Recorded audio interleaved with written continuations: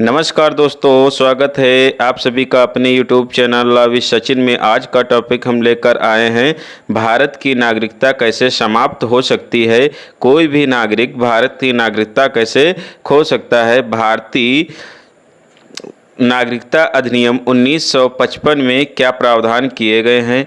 तो दोस्तों, नागरिकता संबंधित खोने के प्रावधान सेक्शन 8 से लेकर 10 तक किए गए हैं, जिसको हम स्टेप बाय स्टेप बताने वाले हैं। बने रहे वीडियो के अंत तक। भारत में नागरिकता खोने के 3 तरीके हैं। नंबर 1, त्याग यानी रीन्यूनसेशन सेक्शन 8।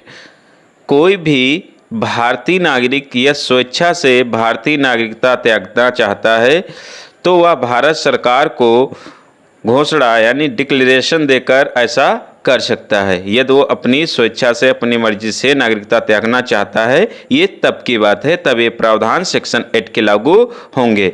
यह प्रावधान मुख्य रूप से वयस्क यानी मेजर जो वयस्क हो चुका है 18 वर्ष से ऊपर है नागरिकों पर लागू होता है।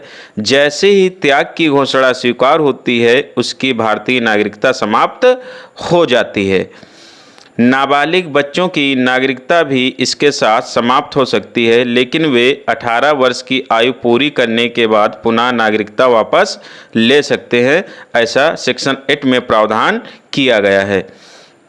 एग्जाम्पल दोस्तों है, कोई व्यक्ति जो अमेरिका की नागरिकता लेना चाहता है वह भारत की नागरिकता त्याग सकता है। यानी भारत में दोहरी नागरिकता का कोई प्रावधान नहीं है, सिर्फ एक नागरिक एक देश का नागरिक हो सकता है।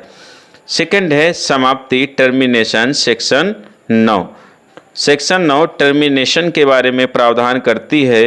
यदि कोई भारतीय नागरिक स्वेच्छा से किसी अन्य देश की नागरिकता ग्रहण कर लेता है तो उसकी भारतीय नागरिकता स्वतः समाप्त हो जाती है।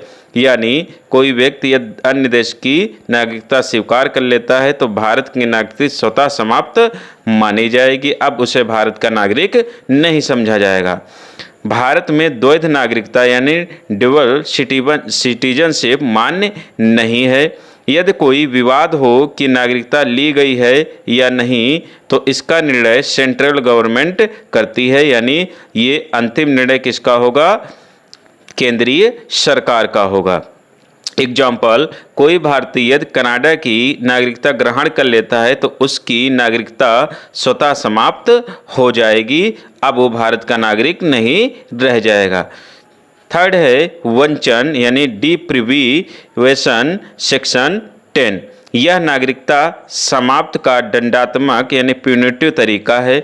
इसमें नागरिक अपनी नागरिकता त्यागता नहीं है बल्कि उसे जबरन त्यागना पड़ता है। उसे दंड के रूप में नागरिकता त्यागवाई जाती है, समाप्त की जाती है। केंद्र सरकार किसी व्यक्ति की नागरिकता छीन यानी डिप्राइव कर सकती है यदि वो निम्नलिखित कार्य करता है। जैसे नंबर 1, नागरिकता धोखाधड़ी, झूठे दस्तावेज या गलत तथ्यों के आधार पर मिली हो। यदि नागरिक जिसकी नागरिकता छीनी जा रही उसने धोखाधड़ी, झूठे दस्तावेज, गलत तथ्यों के आधार पर नागरिकता हासिल की है तो उसकी नागरिकता छीनी जा सकती है। सेकंड है वह नागरिक भारत के कानून के विरुद्ध कार्य कर रहा हो तब उसकी नागरिकता छीनी जा सकती है। थर्ड है उसने देशद्रोह या राज्य के हितों के खिलाफ कार्य किया हो। यानी वो देश के हित में ना कार्य करके देशद्रोह, राज्य के अहित कर कार्य किए हों राज्य के लिए, तब उसकी नागरिकता केंद्र सरकार छीन सकती है। फोर्थ है युद्ध काल में उसने शत्रु राष्ट्र की सहायता की हो तब नागरिकता छीनी जा सकती है। फिफ्थ है पिछले 5 वर्षों में वह 5 वर्ष से अधिक समय तक लगातार भारत से बाहर रहा हो तब भी भारत सरकार उसकी नागरिकता समाप्त कर सकती है। फॉर एग्जाम्पल, यदि कोई व्यक्ति जाली दस्तावेजों से भारतीय नागरिकता प्राप्त कर लेता है तो सरकार उसकी नागरिकता रद्द कर सकती है। तो दोस्तों, आज के वीडियो में इतना ही था। वीडियो कैसा लगा कमेंट बॉक्स में ज़रूर बताएं। चैनल पर नए हैं तो चैनल को सब्सक्राइब करें। वीडियो को लाइक शेयर करना दोस्तों के साथ ना भूलें। या चाहते हैं किसी टॉपिक पर हम वीडियो लेकर आएँ तो कमेंट बॉक्स में कमेंट करें, हम उस पर जल्द ही वीडियो लेकर आएंगे। हमारे चैनल पे जाइए, बहुत सारे वीडियो पड़े हुए हैं लॉ से संबंधित जो आपके नॉलेज को बढ़ाएंगे।